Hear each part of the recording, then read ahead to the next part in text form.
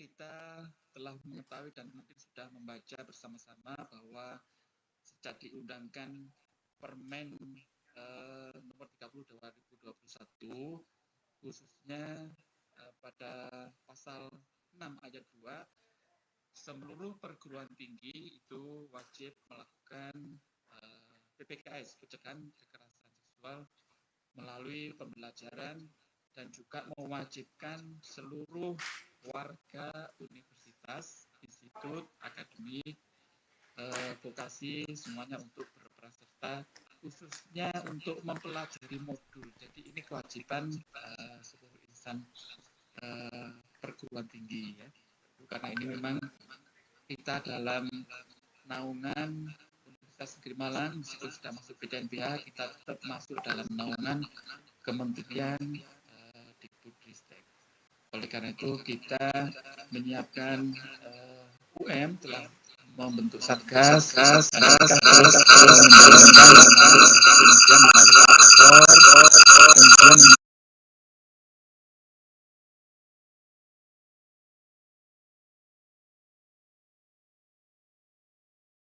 kerjakan ya sebagian dan ini masih ada waktu memang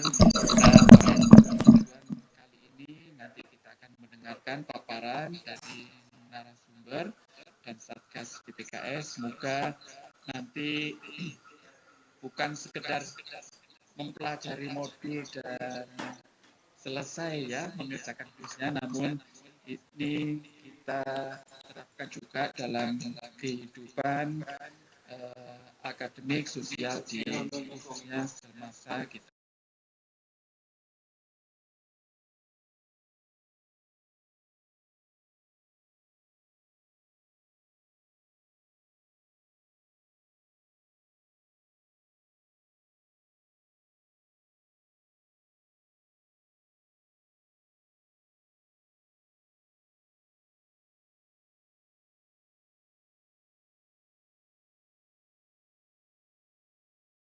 Ibu, kalau ada kendala di masing-masing unit, kemarin sudah dilakukan dan waktunya masih ada ya, cukup ya, masih sampai 31 Agustus sehingga kita semua paham apa yang ada di isi modul tersebut sebagai implementasi penerapan dari Permen nomor 30 Permen 30 tahun 2021.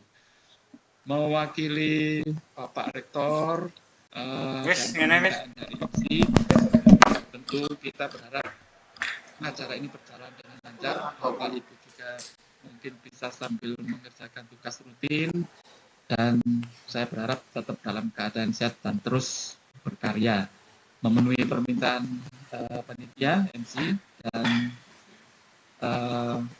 tugas dari Pak Rektor untuk kami untuk membuka acara ini secara resmi dengan ucapan Bismillahirrahmanirrahim. Semoga sosialisasi daring Satgas PPKS UM 2023 khususnya untuk implementasi modul PPKS sebagai dosen dan pendidik Universitas Negeri Malang secara resmi dibuka dan dimulai. Bismillahirrahmanirrahim.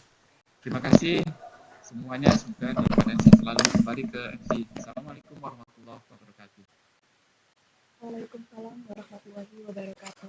Terima kasih Profesor Dr. Markus Yantoro MSI atas sambutannya. Dengan ini, kegiatan sosialisasi resmi dibuka. Sebelum memasuki acara inti, diharapkan bagi seluruh tamu undangan dapat mengaktifkan kamera dan menggunakan virtual background yang sudah disediakan oleh panitia.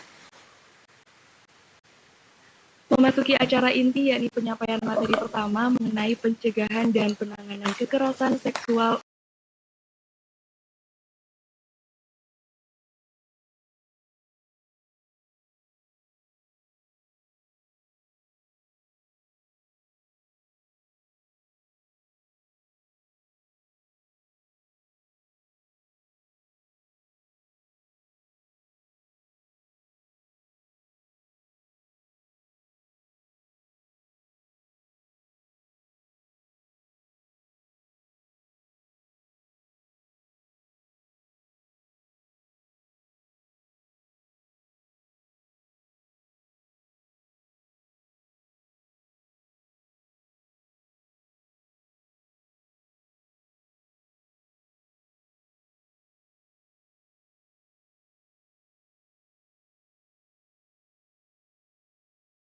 yang hadir dalam kegiatan sosialisasi daring Satgas PPKS UM 2023.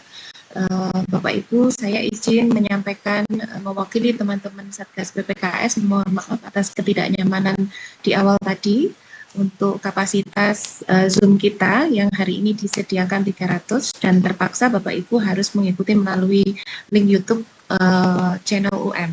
Begitu. Jadi kami memohon maaf atas ketidaknyamanan ini. Baik Bapak Ibu, ada beberapa hal yang perlu kami sampaikan sebelum masuk ke materi yang pertama, yaitu materi utama kita sebenarnya adalah implementasi modul PPKS yang beberapa waktu yang lalu Bapak Ibu sudah menerima dari kami, dari LPPM dan juga kampus bahwa ada edaran untuk melaksanakan, mengimplementasikan modul PPKS melalui si Pejar UM gitu. Seperti tadi yang disampaikan oleh Pak Ketua LPPM, Pak Markus, terima kasih Pak. Tadi disampaikan bahwa pengerjaan modul itu masih sampai dengan 31 Agustus 2023, jadi Bapak Ibu masih mempunyai waktu yang lumayan panjang, sehingga nanti jika ada persoalan-persoalan, mungkin belum bisa masuk ke kelas dan seterusnya, nanti Bapak Ibu bisa menghubungi kami, tim Satgas PPKS UM, untuk kami berikan solusinya. Kemarin dari beberapa hal yang tidak bisa akses, itu disebabkan salah satunya memang belum aktivasi di si Pejar, tapi khusus Bapak Ibu dosen, insya Allah sudah bisa akses begitu. Baik, materi yang kami akan sampaikan, saya bersama dengan Bu Santi, yaitu tentang pencegahan dan penanganan kekerasan seksual di kampus. Ini kami berusaha untuk menampilkan slide-nya dulu, Bapak Ibu mohon izin.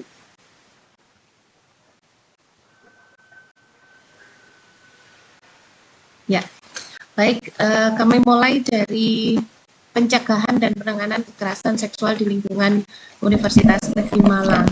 Bapak Ibu, seperti yang kita pahami bersama bahwa sesuai dengan catatan tahunan Komnas Perempuan tahun 2022, kekerasan berbasis gender terhadap perempuan itu meningkat hampir 50%, bahkan di catatan tahunan yang 2023 itu hasil 2021 dan 2022 itu meningkat lagi menjadi 52%. Kebetulan di slide ini kami belum mengupdate yang terbaru, yang baru diinformasikan oleh Komnas Perempuan.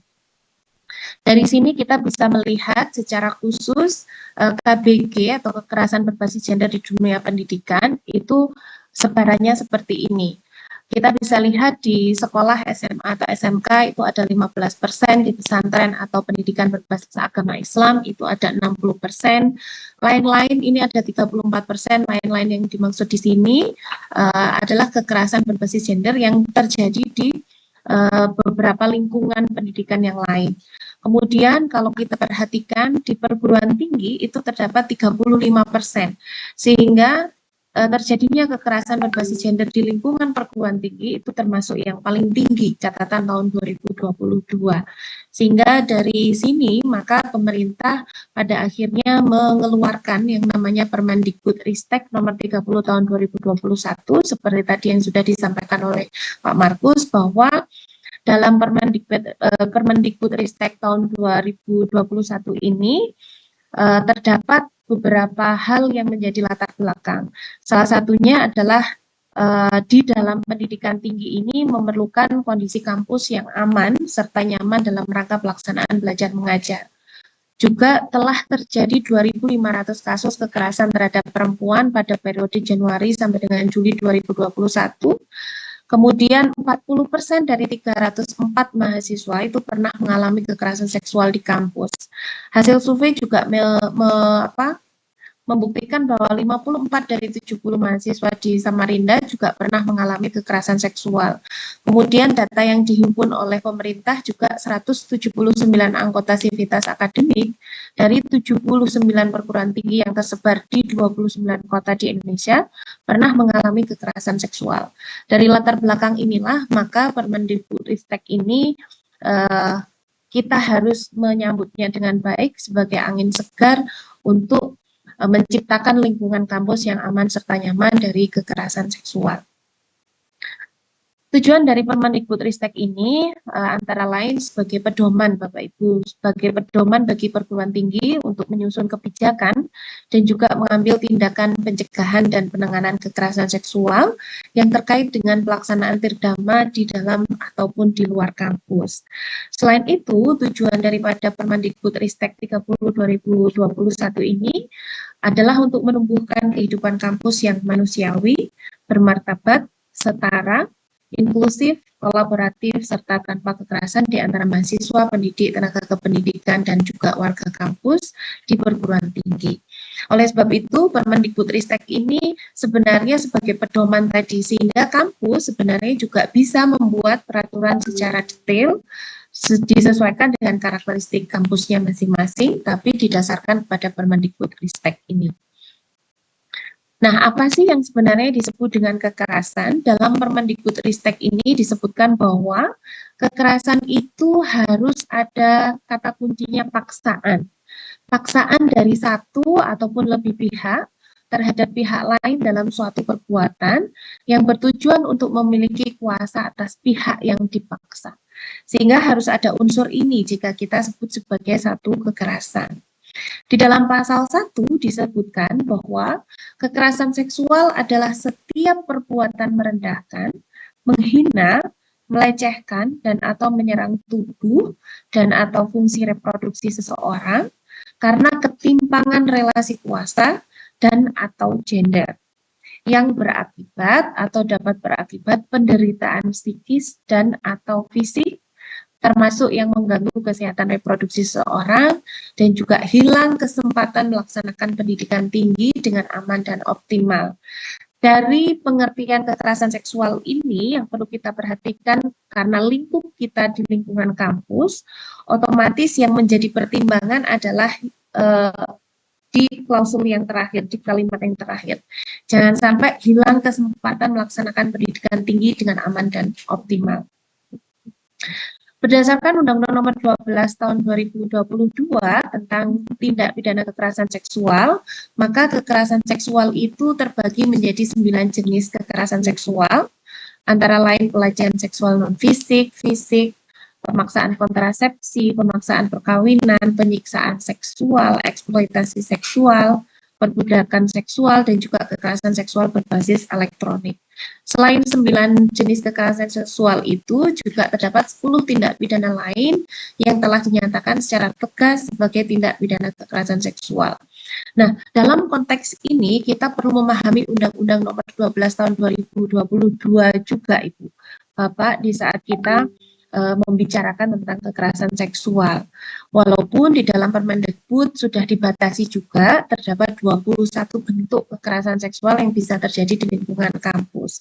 Tapi seandainya terjadi kekerasan seksual di lingkungan kampus, tapi berhubungan dengan salah satunya dari 9 jenis kekerasan ini ataupun 10 tindak pidana lainnya, maka nanti proses yang akan dilakukan dalam proses penanganan adalah sesuai dengan Undang-Undang Tindak Pidana Kekerasan Seksual.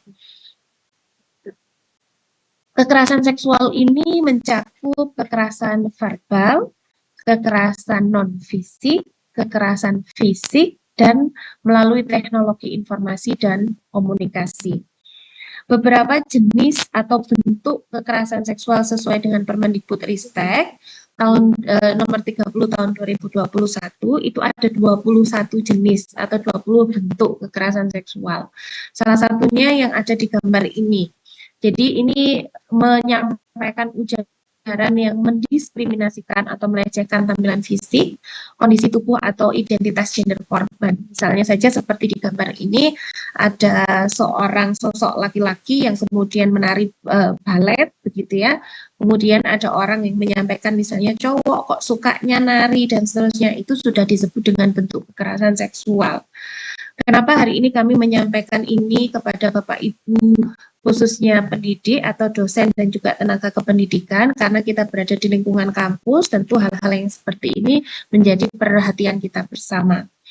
Ini yang pertama. Yang kedua, bentuk kekerasan seksual yang bisa dilakukan antara lain memperlihatkan alat kelamin dengan sengaja tanpa persetujuan, ketiga menyampaikan rayuan lelucon atau siulan yang bernuansa seksual pada korban, atau biasanya teman-teman mahasiswa sering menyebut dengan catcalling begitu. Maka di saat kita juga melakukan itu, sebenarnya di lingkungan kampus itu juga sudah disebut sebagai kekerasan seksual. Kalau kita melihat lingkupnya tadi itu, dia termasuk verbal begitu.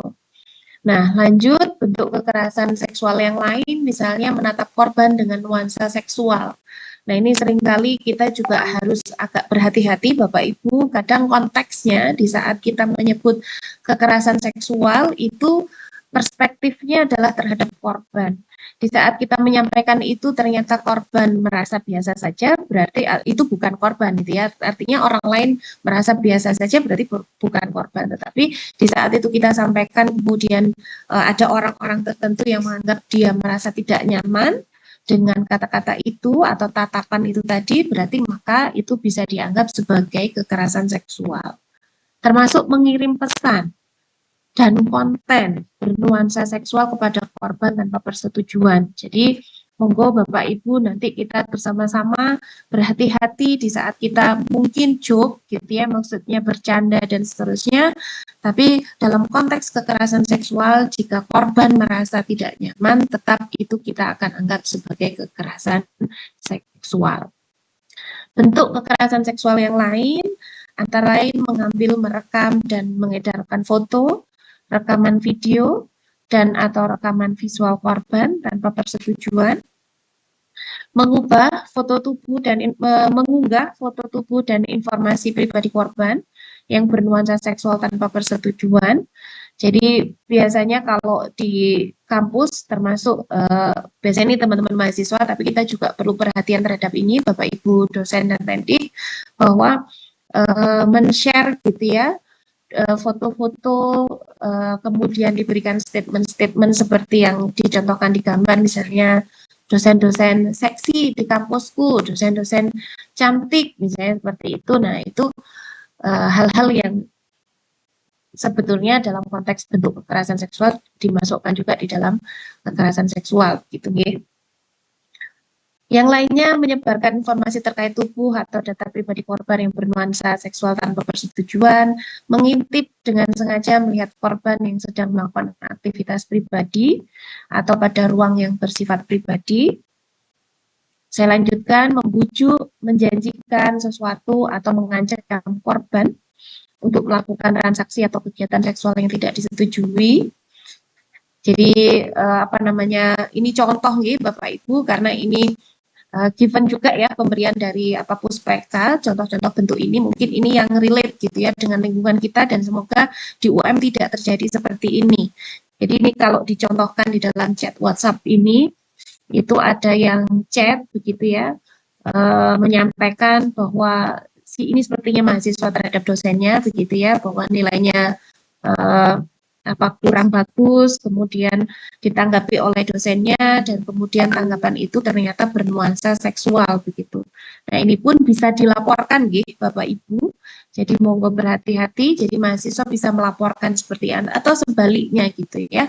Seperti itu. Kemudian memberi hukuman atau sanksi yang bernuansa seksual. Jadi misalnya karena kita di lingkungan kampus, sehingga monggo kita semuanya berhati-hati bahwa di saat kita memberikan hukuman bagian dari proses pendidikan mungkin tidak menjadi masalah. Tetapi kalau hukuman itu bernuansa seksual, itu akan menjadi ranahnya adalah bentuk kekerasan seksual. Kemudian menyentuh, mengusap, meraba, memegang, memeluk, mencium atau menggosokkan bagian tubuh pada tubuh korban tanpa persetujuan, membuka pakaian korban tanpa persetujuan, kemudian memaksa korban untuk melakukan transaksi atau kegiatan seksual, kemudian mempraktekkan budaya bernuansa kekerasan seksual dalam komunitas mahasiswa, pendidikan, dan tenaga kependidikan. Jadi ini yang dicontohkan misalnya pada waktu orientasi mahasiswa misalnya begitu, kemudian kalau di UM insya Allah sudah tidak ada lagi yang seperti ini, artinya kita PKKMB-nya kan sudah sangat memperhatikan hal-hal isu-isu kekerasan dan seterusnya. Jadi insya Allah tidak terjadi di lingkungan kita, tapi ini menjadi perhatian kita bersama juga bahwa ini juga menjadi salah satu bentuk kekerasan seksual. Melakukan percobaan pemerkosaan meskipun tidak terjadi penetrasi, melakukan perkosaan termasuk penetrasi dengan benda atau bagian tubuh selain alat kelamin, memaksa atau memperdayai korban untuk melakukan aborsi, memaksa atau memperdayai korban untuk hamil, kemudian membiarkan terjadinya kekerasan seksual. Jadi di antara 20 bentuk kekerasan seksual yang lain, ada tambahan satu lagi yaitu yang ke-21 yaitu membiarkan.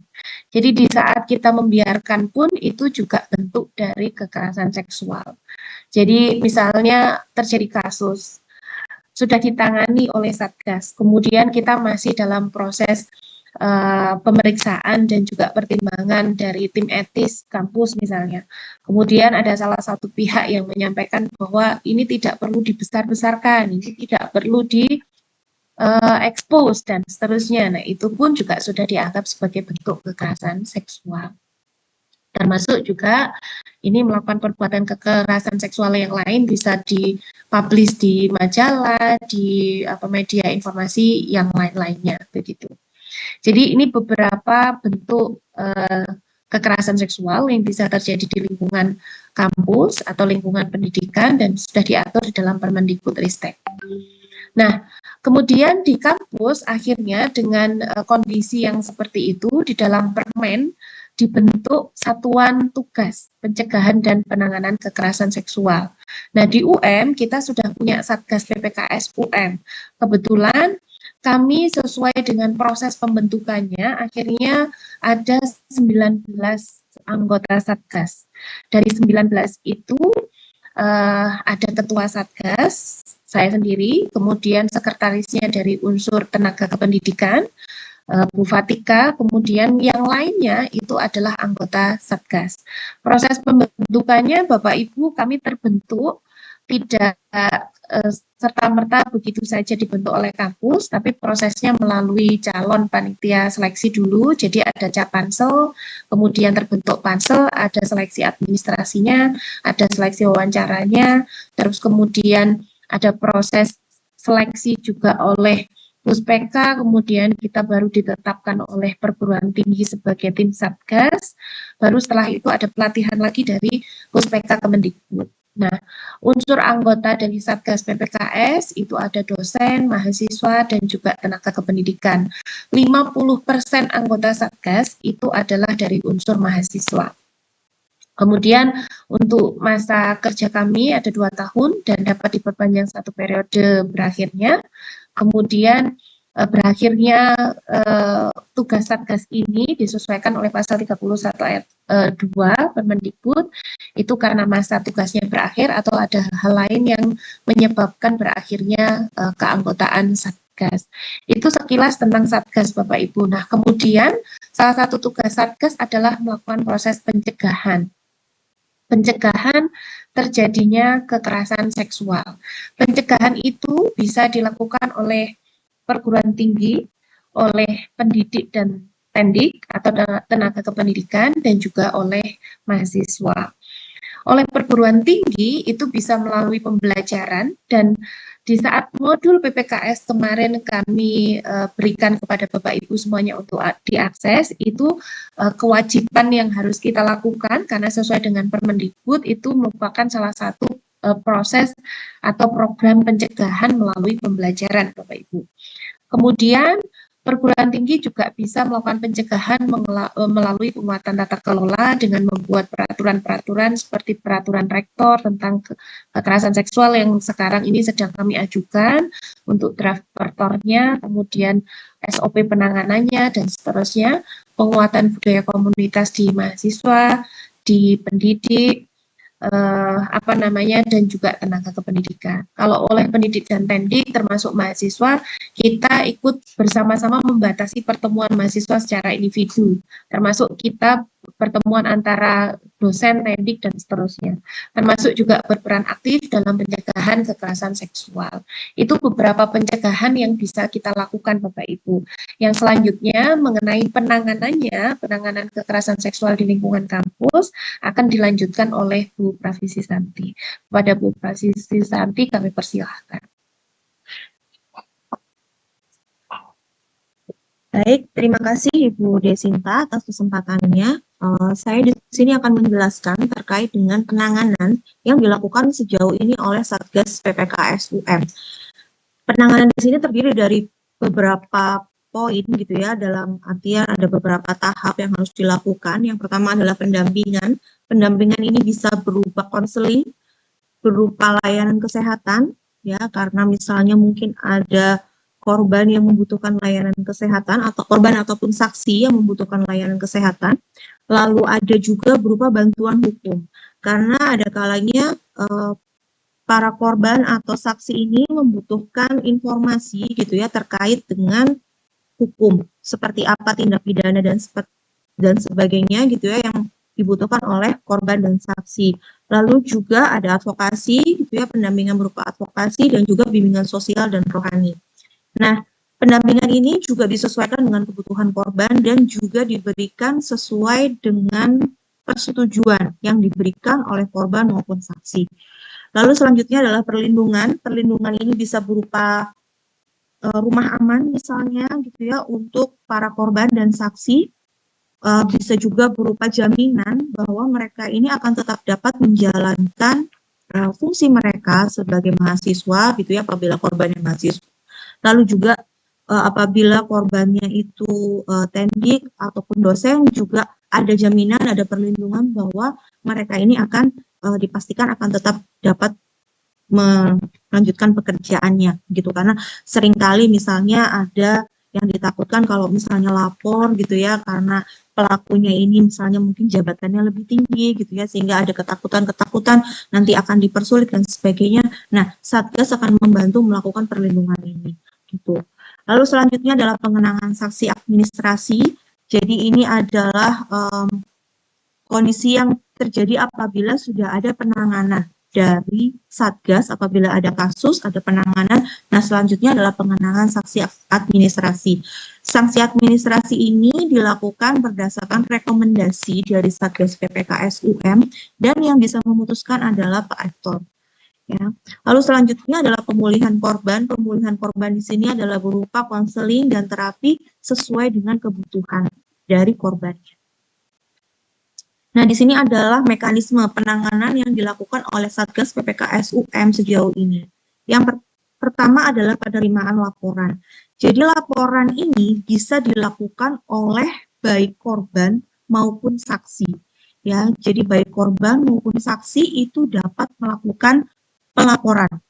Dalam artian kami sebagai Satgas PPKS akan menerima laporan yang diberikan oleh korban maupun saksi yang diberikan atas persetujuan dari korban. Nah, setelah laporan yang diterima akan ada proses pemeriksaan. Proses pemeriksaan ini terkait dengan mengumpulkan saksi-saksi yang lainnya, mengumpulkan bukti-bukti dan sebagainya. Dan lalu berdasarkan hasil pemeriksaan tersebut ada penyusunan kesimpulan dan rekomendasi. Setelah itu kami sebagai Satgas PPKS memberikan rekomendasi kepada pimpinan yaitu Bapak Rektor untuk memberikan sanksi administrasi.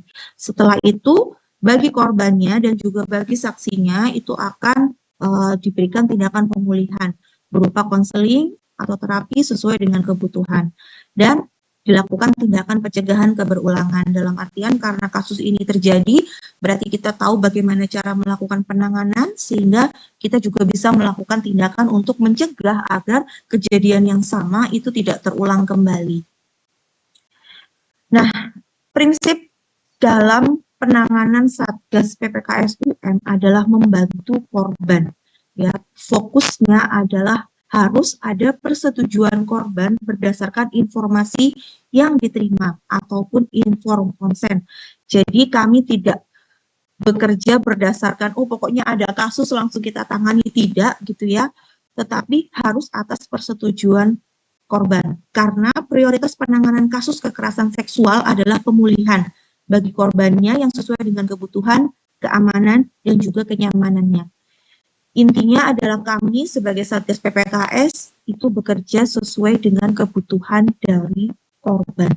Kita membantu, ya, berani menegur pelaku, bagaimana mengalihkan perhatian, mengajak orang lain untuk membantu, menunggu situasi reda, dan upayakan merekam kejadian ini bisa dilakukan untuk membantu korban. Sebagai sivitas akademika UM, dosen, teknik, dan juga mahasiswa, kita bisa bekerja sama untuk membantu, ya, proses bantu ini. Nah, respon yang kita berikan sebagai sivitas akademika yang mungkin mengetahui adanya kasus kekerasan seksual di UM, cukup dengan melakukan ini, ya, tidak melakukan victim blaming, dengarkan tanpa menghakimi dan kembalikan semua keputusan kepada korban. Jadi kalaupun misalnya kita sebagai saksi, kita mengetahui ada kasus kekerasan seksual yang terjadi, yang harus kita lakukan adalah kita mendengarkan korbannya, ya, kira-kira korban ini ingin melapor atau tidak.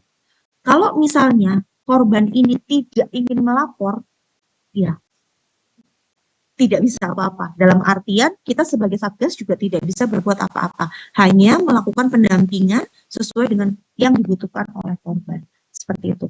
Nanti ini juga akan dijabarkan secara lebih lanjut di dalam course yang ada di modul PPKS yang akan Bapak dan Ibu kerjakan. Nah, sejauh ini saya akan menjelaskan sedikit lagi terkait dengan kasus yang sudah dikerjakan oleh Satgas PPKS UM. Terhitung sejak bulan September 2022 hingga bulan Mei 2023 tercatat 14 kasus yang masuk ke dalam data aduan Satgas PPKS. Jenis kekerasan seksual yang ditangani sejauh ini adalah 5 kasus pelecehan verbal, 2 kasus pelecehan non-fisik, 5 kasus pelecehan fisik, dan 2 kasus pelecehan berbasis daring. Ya, salah satu contoh pelecehan verbal yang terjadi adalah catcalling. Ya, lalu ada juga kasus pelecehan verbal yang dilakukan oleh dosen di dalam kelas kepada mahasiswa. Ya, lalu ada juga kasus pelecehan berbasis daring di mana di sini ada pengancaman, ada ancaman gitu ya yang diberikan karena tersebarnya gambar-gambar yang dimiliki oleh korban gitu ya dan diancam akan disebarkan seperti itu. Lalu ada juga pelecehan fisik di sini terkait dengan kekerasan fisik gitu ya yang terjadi pada korban seperti itu.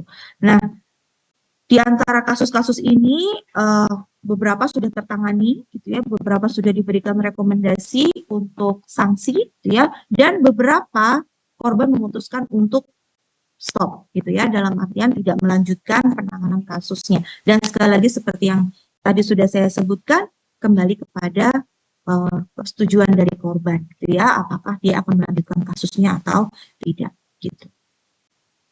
Nah, berdasarkan data yang masuk, seluruh kasus yang masuk ini berdasarkan laporan dari mahasiswa. Ya, sejauh ini belum ada laporan dari teknik dan juga dosen secara resmi gitu ya, walaupun untuk laporan secara tidak resmi itu ada. Ya, tetapi untuk laporan secara resmi yang masuk ke dalam aduan Satgas PPKS itu masih belum ada. Ya, semoga tidak akan ada gitu ya.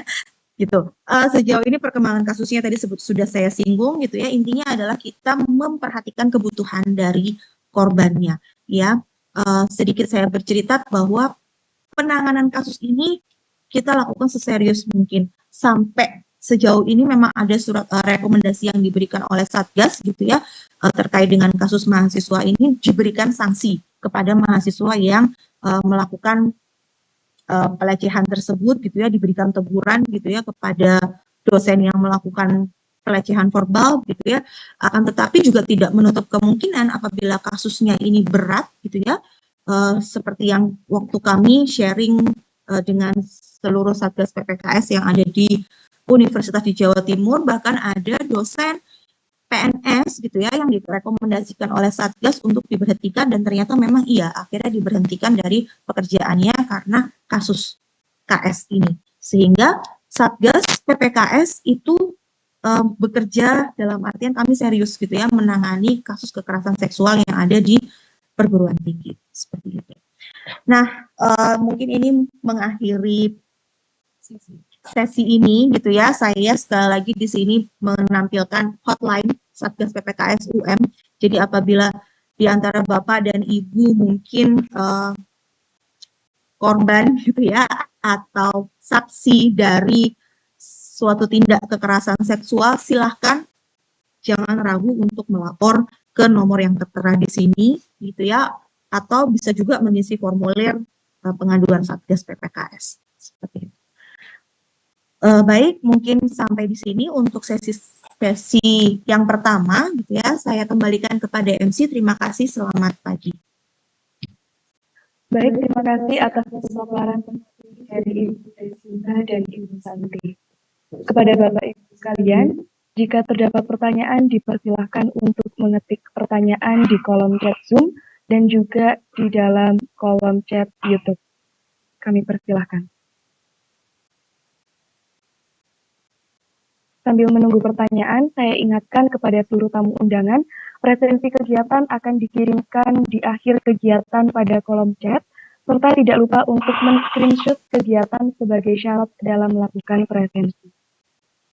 Baik, dipersilahkan bagi, ini ada satu pertanyaan dari Dr. Luciana.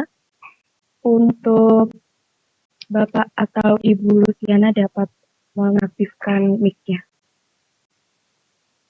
Oke, terima kasih. Mohon maaf karena posisinya lagi di jalan, jadi mohon maaf belum bisa mengaktifkan kamera. Tapi saya ingin bertanya terkait dengan apa yang sudah dipresentasikan mengenai sosialisasi daring terkait dengan pencegahan dan penanganan kekerasan seksual di perguruan tinggi, gitu ya. Dan menurut saya memang adalah salah satu bentuk instrumen yang untuk membangun iklim kehidupan sosial yang beradab, gitu ya, bermoral, gitu, menjunjung tinggi hak asasi manusia dan nilai agama budaya dan lain sebagainya untuk perguruan tinggi. Tetapi yang menjadi pertanyaan saya begini, kalau kita bicara mengenai Permendikbudristek 30 tahun 2021, memang pernyataan terkait dengan segala sesuatu di dalam pasal 1 ya, segala sesuatu yang dianggap pemaksaan dan lain sebagainya gitu ya, itu masuk di dalam perbuatan pelanggaran Permendikbudristek ini gitu ya, di dalam pasal 1 ayat 1 itu. Tetapi kemudian jika menarik kembali bahwa sebenarnya Permendikbudristek ini ada untuk mengakomodir segala bentuk hal-hal yang tidak diinginkan di dalam perguruan tinggi, gitu ya. Salah satu bentuk hal-hal yang pada dasarnya tidak sesuai dengan apa yang kemudian diharapkan dalam hal penjunjungan tinggi nilai etika dan moral untuk membangun perguruan tinggi yang beradab, gitu. Kenapa saya menyatakan demikian? Karena berarti kalau kita bicara sesuatu yang tidak dalam konteks pemaksaan, dalam hal ini suka sama suka, dalam lingkungan kampus, saya ingin bertanya apa itu kemudian memang secara hierarki gitu ya, dalam etika memang tidak dibenarkan, tetapi turunannya ini, aturan ini yang kemudian belum ada, karena kita tahu di dalam Permendikbudristek ini tidak menyebutkan formulasi kata hal yang seperti itu gitu ya. Itu yang pertama. Kemudian yang kedua, jika kemudian saling suka sama suka ataupun misalnya terjadi sesuatu perbuatan di dalam kampus yang tadi saya sudah katakan baik suka sama suka maupun perbuatan antara sesama jenis gitu ya, itu kan memang belum diakomodir dalam Permendikbudristek ini. Nah, makanya saya ingin bertanya apakah kemudian hal tersebut nanti ketika misalkan di dalam Permendikbudristek ini belum diatur, kemudian di dalam peraturan rektor mungkin yang ada di dalam UM itu sudah diatur atau lain sebagainya, mungkin saya ingin minta penjelasan dari para narasumber. Terima kasih. Baik, terima kasih atas pertanyaannya. Apakah dari narasumber sudah jelas? Iya, bisa langsung kami jawab ya. Baik, dipersilahkan. Oke, terima kasih banyak Bu Dr. Luciana atas pertanyaannya. Jadi dalam konteks ini gitu ya, Satgas PPKS UM itu bekerja sesuai dengan Permendikbudristek nomor 30 tahun 2021 dan juga Persetjen begitu nomor 17 tahun 2023. Sehingga jika ada misalnya bentuk hal-hal lain gitu ya yang berhubungan dengan seksualitas begitu dalam tanda kutip, kalau tadi Bu Luciana menyampaikan bahwa ada unsur suka sama suka, maka itu tidak masuk di dalam unsur kekerasan yang sudah saya sampaikan di awal karena tidak ada paksaan. Jadi konsen kita itu sebenarnya adalah paksaan, itu yang disebut dengan kekerasan seksual. Sehingga apabila terjadi hal yang demikian, maka konteksnya tidak dalam konteks kekerasan seksual yang kita bahas di sini, tetapi bisa jadi menjadi pelanggaran kode etik. Kalau memang itu dilakukan oleh sivitas, dalam konteks ini adalah misalnya dosen, ASN, dan seterusnya, maka nanti yang berlaku atau yang diberlakukan adalah peraturan yang mengatur tentang kode etik ASN maupun dosen maupun tendik atau pegawai.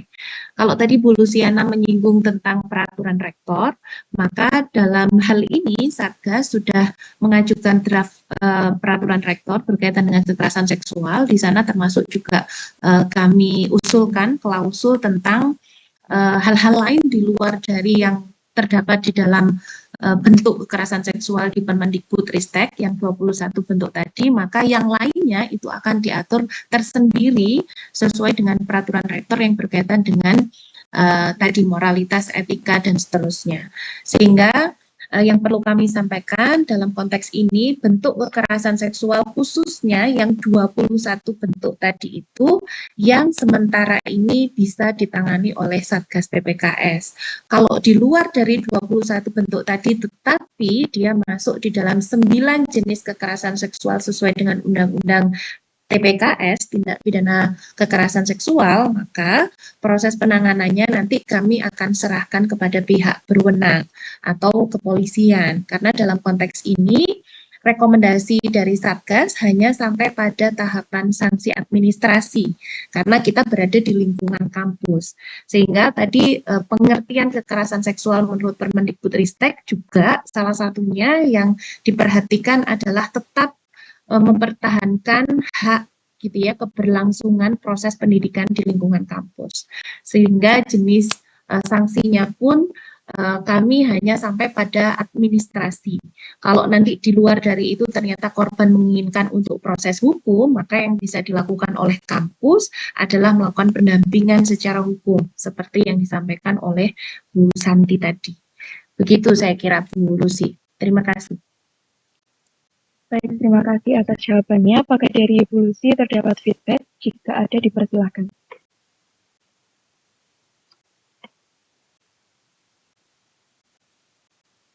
Sepertinya dicukupkan, G. Apakah masih ada pertanyaan dari Bapak atau Ibu sekalian? Ini di kolom chat sudah ada satu pertanyaan dari Ibu kita. Izin bertanya, jika kasus yang terjadi ternyata pelaku bukan dari UM, tetapi korban dan lokasi terjadi di area UM, apakah korban dapat melaporkan kepada Satgas PPKS? Kepada pemateri, dipersilakan untuk menjawab. Baik, langsung saya jawab ya untuk pertanyaannya Ibu kita Ayu. Kalau misalnya korban dan lokasi terjadi di area UM, itu boleh melaporkan kepada Satgas PPKS UM.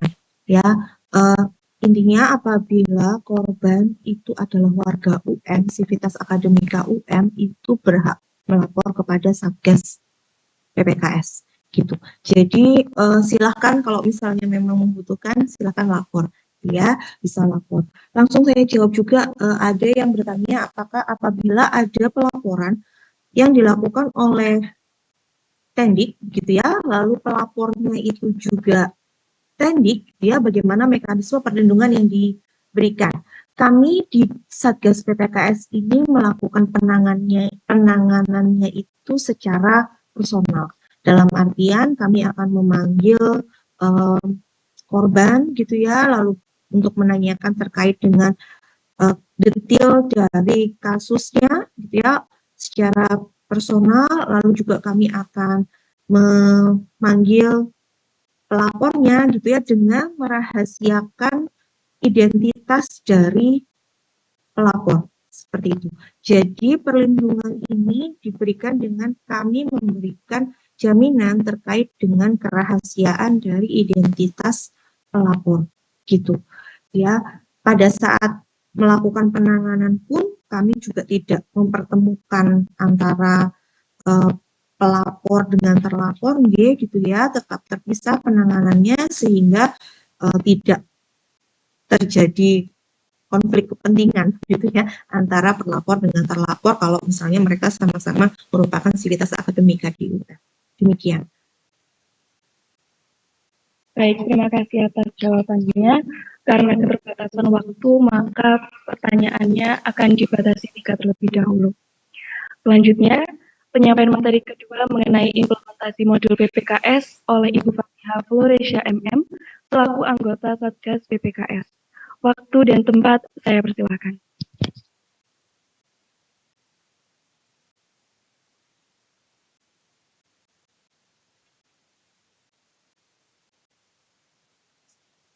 Baik, terima kasih. Sudah terdengar ya suara saya? Sudah, Bu. Selamat pagi, Bapak Ibu. Assalamualaikum warahmatullahi wabarakatuh. Waalaikumsalam warahmatullahi wabarakatuh. Pada kesempatan ini akan disaringkan tentang pengerjaan modul PPKS yang edarannya sudah diterima Bapak Ibu sekalian, yang maksimal pengerjaannya adalah tanggal 31 Agustus 2023. Posisi terakhir kemarin dicek lagi itu masih 247 orang yang mengerjakan sampai selesai. Jadi masih sekitar 20%-nya ya. Saya share untuk ini.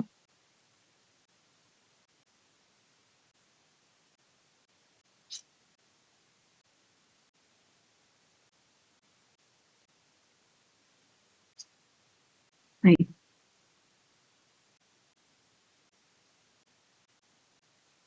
Oke.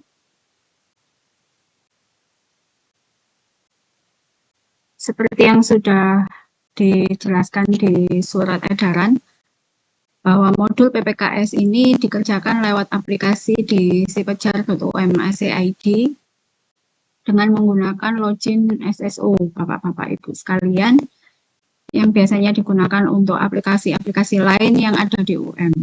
Jadi tombol loginnya ada di pojok kanan atas itu untuk masuk ke aplikasi sipejarnya. Bagi Bapak Ibu yang belum aktivasi sipejar, terutama Tendik ya, kalau dosen mungkin sudah banyak yang aktivasi karena sudah sering pakai sipejar.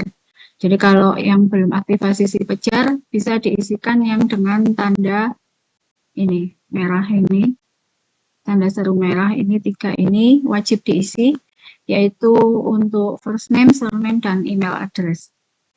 Kalau yang kata namanya terdiri dari 1 kata, diisikan 2 kali, pada first name dan surname-nya sama. Kemudian akan muncul ini ya, you have requested a change of email address, itu diklik continue aja. Lalu dicek emailnya untuk verifikasi perubahan data. Dari situ ada link untuk masuk lagi ke sipejar untuk email update. Setelah email update-nya diklik di emailnya Bapak Ibu, nanti ada ketika dibalik ke sipejar lagi akan ada peringatan atau pemberitahuan, yaitu email address-nya sudah sukses terupdate. Ini Bapak Ibu diusahakan menggunakan pakai email UM ya. Jadi bagi yang nggak punya email UM baru bisa pakai Gmail. Jadi kita biar nanti filter datanya itu mudah, Bapak Ibu silakan menggunakan email UM. Nah, apabila sudah aktivasi tapi modul PPKS-nya belum muncul, bisa dilaporkan ke link bit.umacid/kendala modul PPKS. Di situ ada Google Sheet yang bisa diisikan, yaitu nama, email, kemudian unit kerja NIP, dan kendalanya apa. Nama dan email diisikan, nama dan email yang tadi diisikan waktu aktivasi si Pejar. Jadi harus sama dengan waktu aktivasi tadi. Kemudian emailnya juga, jadi nanti kalau kita mau mengenroll manual, ini langsung bisa dicari usernya.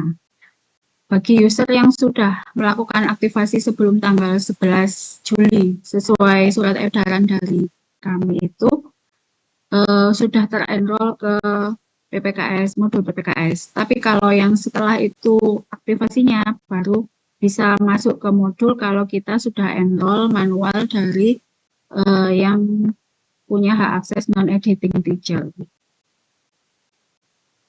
Kemudian ini tampilan kalau sudah di-enroll. Jadi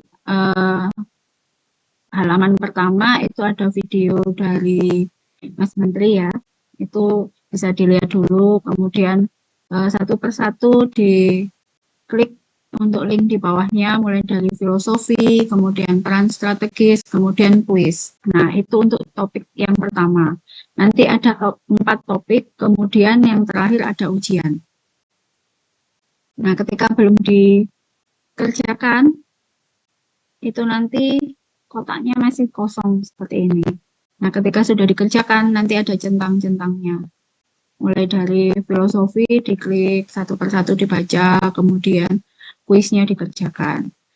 Khusus untuk pengerjaan kuis, nanti akan ada halaman seperti ini.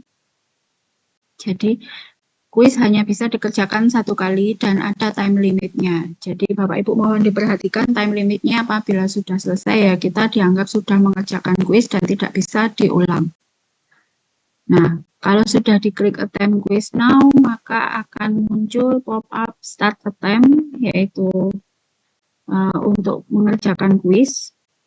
Kemudian ini semacam ini ya, capture sebagian untuk kuisnya dan ketika sudah selesai, wajib diklik finish attempt. Setelah klik finish attempt, kalau waktunya masih ada, nanti akan bisa kembali mengerjakan. Jadi, return to attempt ini kembali mengerjakan kuis, memperbaiki jawaban, dan sebagainya selama waktunya masih ada. Kalau sudah yakin dengan jawaban, bisa diklik submit all and finish ini. Jadi konfirmasi submit all dan finish ini wajib diklik biar nilai kuisnya itu masuk ke grade-nya ya.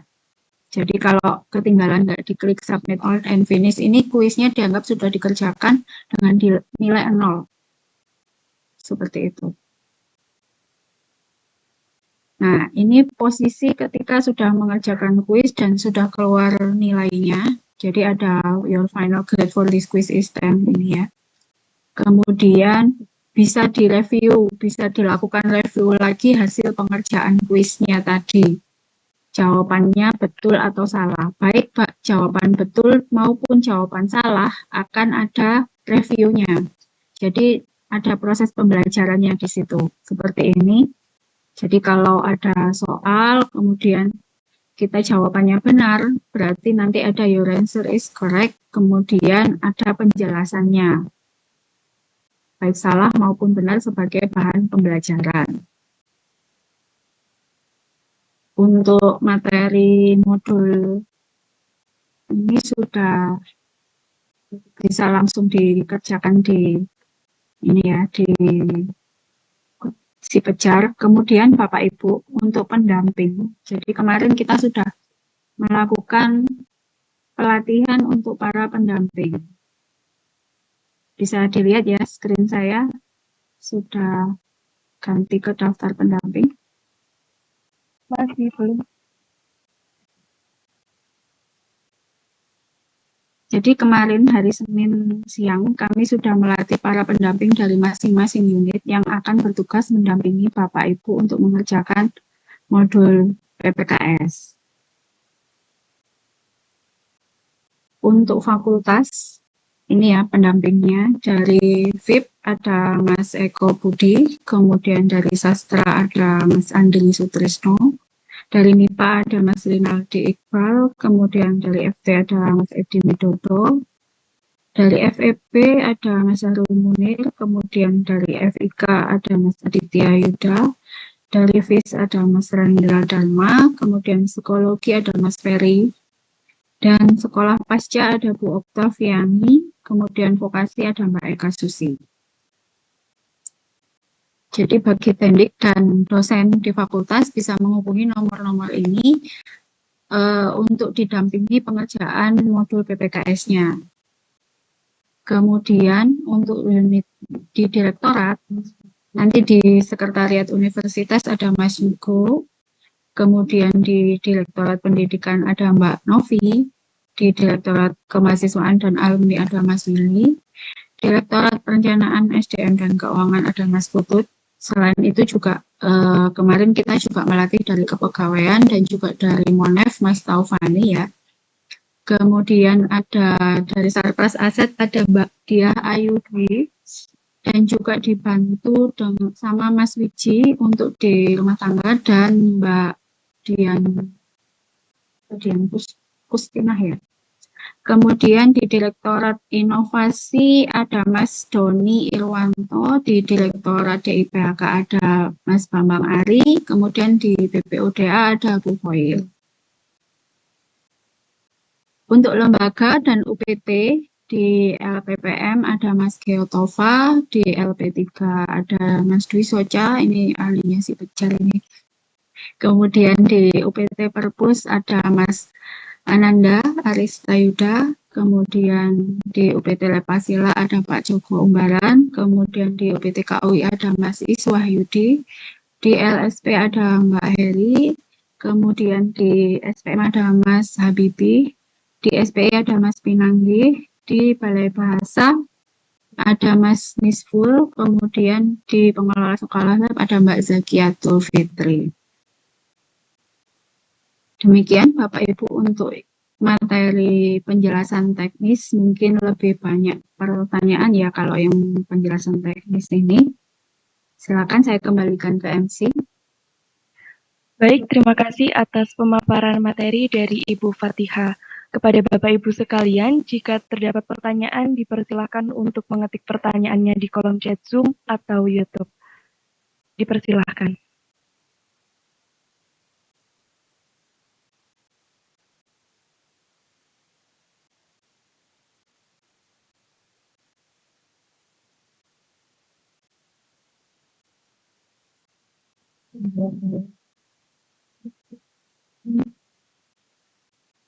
Sepertinya tadi terdapat pertanyaan dari Bapak Bahrul Rizki terkait Bapak Bahrul Rizki yang mengalami kendala teknis di Si Pejar.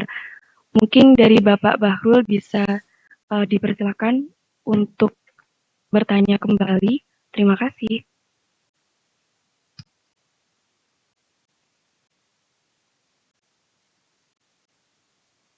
Baik, terima kasih atas kesempatannya. Di sini saya mengalami kendala karena ketika saya mengerjakan itu nilainya tidak masuk begitu. Sehingga ya saya seperti tidak mengerjakan padahal sudah mendapatkan nilai 10 kemudian sudah submit all. Namun di gradebook-nya itu masih belum masuk. Untuk solusinya bagaimana? Baik, terima kasih atas pertanyaannya. Apakah dari Bu Fatihah akan langsung dijawab? Baik, dipersilakan. Baik. Untuk kuis yang tidak masuk nilainya itu tadi kemungkinan belum diklik finish attempt ya, Mas ya. Jadi waktunya keburu habis, jadi nilainya 0. Jadi kalau sudah selesai kuis, sebaiknya diingat untuk klik finish all attempt sebelum waktunya habis. Jadi kalau sudah kehabisan waktu, dianggap memang belum mengerjakan.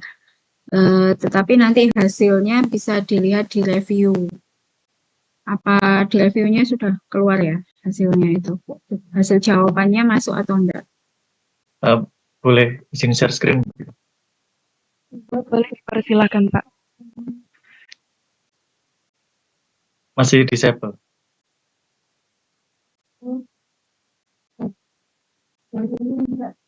Nah, di sini saya sudah menyelesaikan, sudah ada skornya. Ya, dilaporkan aja nggak apa-apa.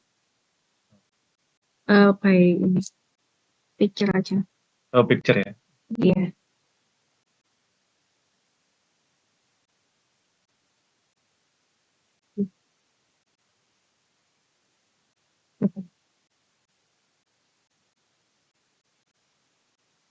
Di kolom chat nih. Iya. Nah, jadi saya sudah dapat nilai, namun setelah saya telusuri ternyata tidak masuk dalam gradebook. Kemudian saya coba lihat di partisipan, ternyata saya itu tidak terdaftar sebagai student.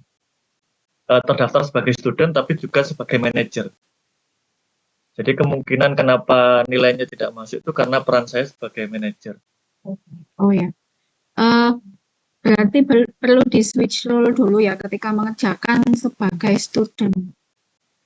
Oke, sudah saya switch role, tapi tidak bisa mengerjakan karena kuis sebelumnya sudah dikerjakan, karena hanya boleh 1 kali itu. Sehingga ketika jadi student saya tidak bisa mengerjakan. Iya, langsung ini aja dilanjut ke yang berikutnya. Karena sebenarnya nilai kuis di sini tidak terlalu mempengaruhi ya. Jadi yang ngefek itu adalah mengerjakan atau tidak, sampai finish atau tidak, itu baru yang kita hitung sudah mengerjakan. Jadi nilainya berapapun itu kuisnya bisa diabaikan karena kuisnya juga hanya 1 atau 2 poin. Ketika salah 1 ya sudah 0 gitu kan. Jadi nggak diperhitungkan di sini.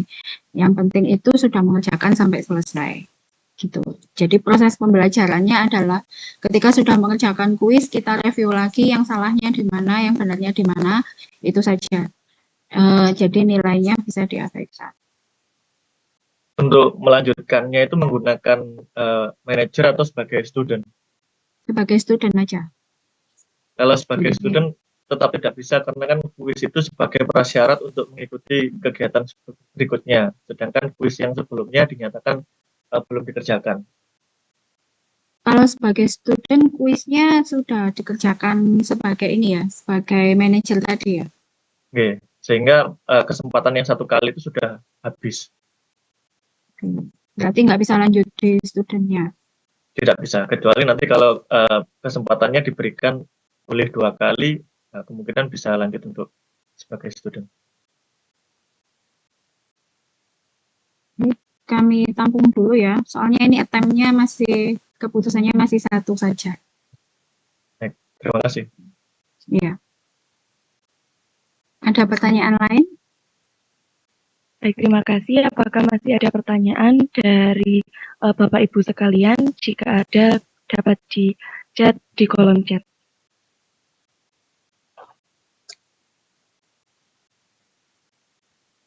Kalau langsung boleh langsung bertanya. Dipersilakan, Pak. Ya, jadi kalau tidak salah dengar, tombol terakhir tadi bisa diklik yang finish tadi ya, kalau waktunya masih ada.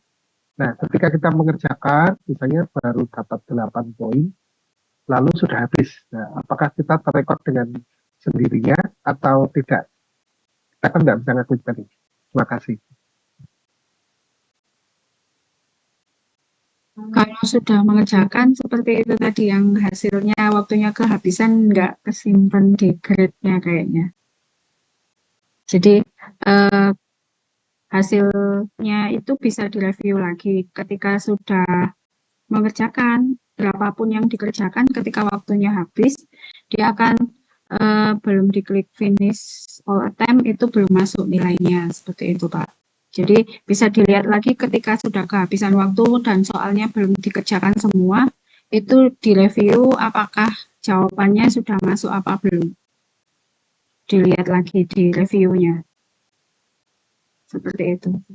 Jadi Bapak Ibu untuk kuis tidak perlu dikhawatirkan ini nanti dapat nilai berapa gitu ya. Jadi bisa pembelajarannya kita ambil dari reviewnya. Bisa jadi kuisnya belum selesai, kemudian lama nggak di finish all attempt, itu bisa diabaikan karena tujuan akhir kita adalah mempelajari semua materi dan mengerjakan yang ujian itu untuk bisa dikatakan sebagai sudah mengerjakan modul. Seperti itu. Jadi berapapun nilainya kuis nanti tidak perlu dikhawatirkan. Baik, terima kasih. Apakah dari Bapak Parno masih ada feedback? Jika Iya. ada, dipersilakan. Ya, terima kasih. Berarti tadi bisa diabaikan jika waktunya habis dan belum finish. Ya, makasih. Iya. Apakah dari Bapak Ibu sekalian masih terdapat pertanyaan untuk step by step pengisian di Pejar akan kami kirimkan via Google Drive. Jadi untuk materi yang sudah dipaparkan hari ini akan kami kirimkan via Google Drive di grup chat seperti itu. Baik, sekali lagi apakah masih ada pertanyaan? Saya demokan ya untuk yang masuk ke si Pejarnya. Bentar.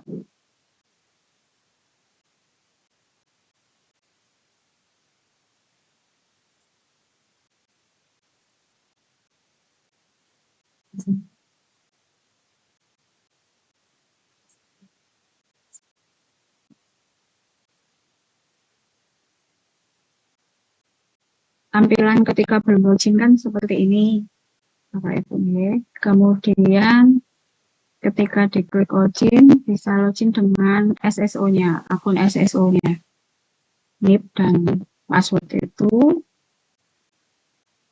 Nah, jangan diklik yang Kospada ini, nanti karena masuknya ke Spada. Untuk Tendik, enggak ada yang punya akun di Spada ya kayaknya, hanya beberapa aja.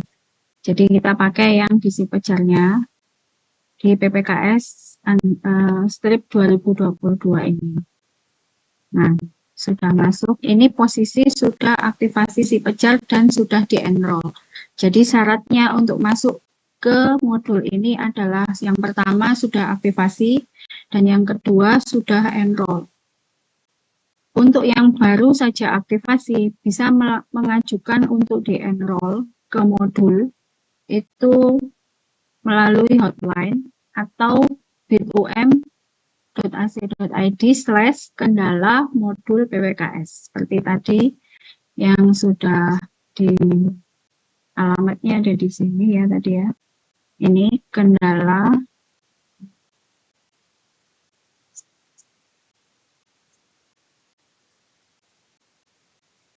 modul PPKS. Jadi Bapak Ibu kalau sudah aktivasi, kemudian butuh untuk di-enroll ke modul, artinya dimasukkan ke kelasnya ya, ini ya, istilahnya untuk enroll itu, ini bisa melaporkan ke bitum.ac.id/kendala modul PPKS, dan bisa melaporkan ke hotline yang tadi sudah di-sharing sama Bu Santi juga. Kita lanjut untuk yang modul.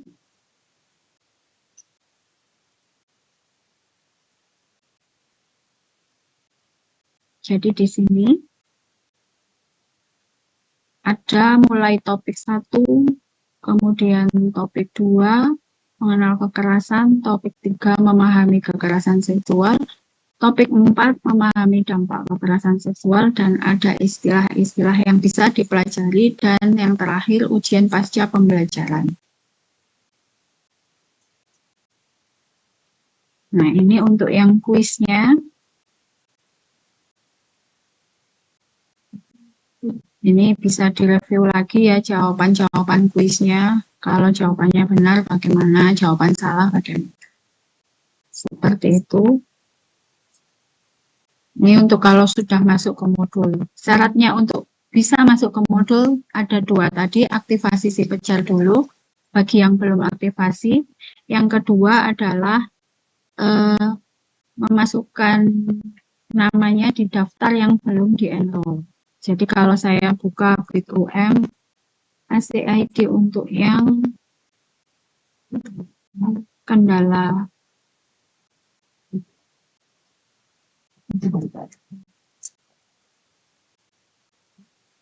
nah ini, jadi didaftarkan nama dan email.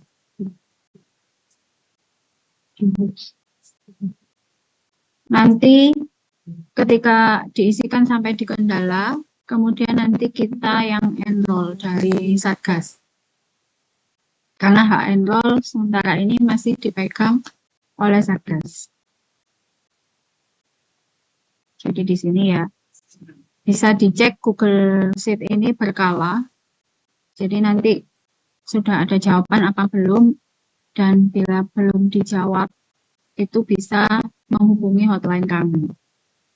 Atau menghubungi pendamping yang tadi sudah kita sharingkan ya.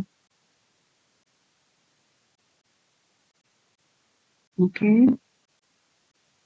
Siapa yang sudah berhasil mengerjakan? Oke. Assalamualaikum Bu, boleh bertanya? Waalaikumsalam. Ya. Mohon maaf Bu, ini yang punya saya ini sudah mengerjakan lewat yang sepada. Itu bagaimana ya?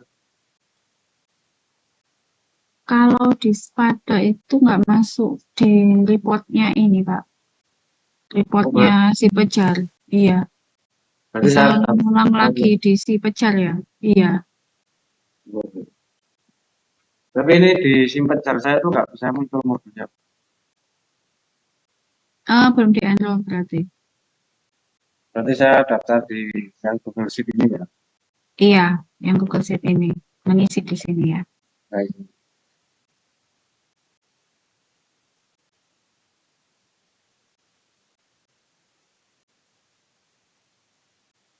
Barangkali ada pertanyaan lagi? Sudah. Baik, karena sepertinya sudah tidak terdapat pertanyaan, maka terima kasih atas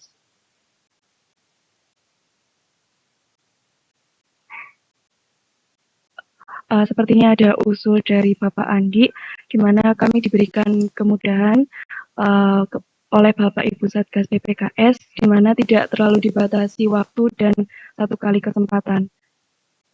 Mungkin untuk usul ini akan kami tampung terlebih dahulu. Terima kasih atas saran-sarannya. Baik, terima kasih atas pemaparan materi dari Ibu Fatihah. Kepada Bapak Ibu sekalian, saya berterima kasih sekali atas pertanyaan yang sudah disampaikan. Alhamdulillah, kegiatan sosialisasi implementasi modul PPKS hari ini dapat berjalan dengan baik dan lancar. Selanjutnya, dokumentasi dan penutup. Diharapkan bagi seluruh tamu undangan dapat mengaktifkan kamera untuk melakukan sesi dokumentasi.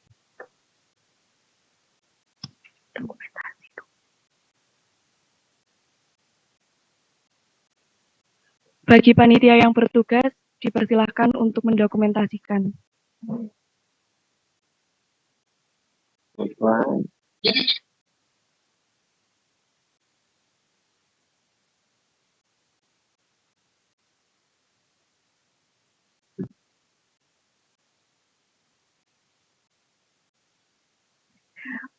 Baik, apakah dari panitia sudah siap?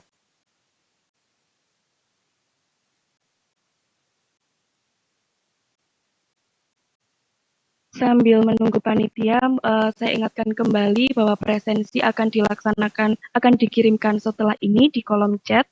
Dan jangan lupa untuk Bapak Ibu sekalian men-screenshot kegiatan hari ini sebagai tanda bukti mengikuti kegiatan ini. Baik, untuk slide 1 mungkin dapat bersiap-siap.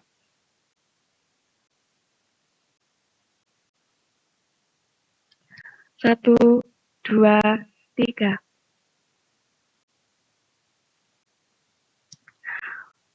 Untuk slide selanjutnya, 1, 2, 3.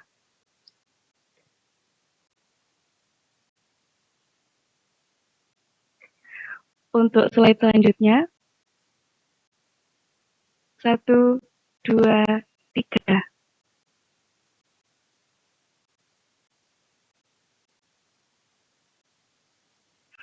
Untuk slide keempat, 1, 2, 3.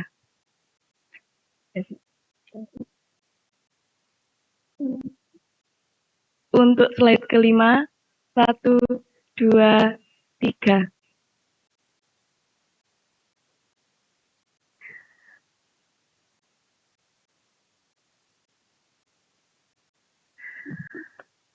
Baik, saya ingatkan sekali lagi kepada seluruh tamu undangan dapat melakukan presensi yang akan dikirimkan pada link chat Zoom yang sudah dibagikan, serta tidak lupa untuk men-screenshot kegiatan sebagai bukti syarat dalam presensi.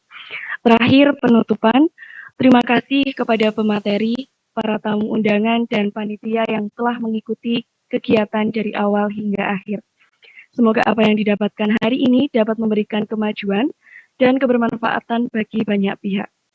Saya mewakili panitia yang bertugas menyampaikan mohon maaf sebesar-besarnya apabila ada kesalahan, baik dari tutur kata maupun perbuatan. Akhir kata, terima kasih. Wassalamualaikum warahmatullahi wabarakatuh. Waalaikumsalam warahmatullahi wabarakatuh.